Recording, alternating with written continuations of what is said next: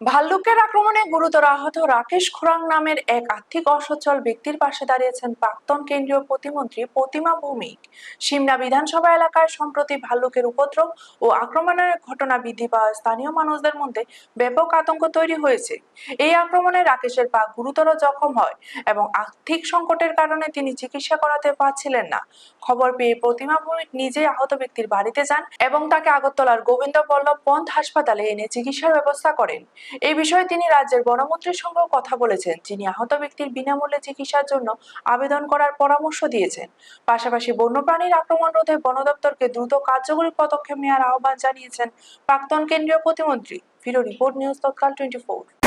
দিন আগে জানতে পারি যে সিমনা বিধানসভা 1 নম্বর সিমনা বিধানসভার শরৎচন্দ্র চৌধুরী পাড়াতে আমাদের আশার এক বোনকে ভাল্লুকে আক্রমণ করে এবং ওনাকে অনেক জায়গায় ক্ষত বিক্ষত করে আক্রমণে।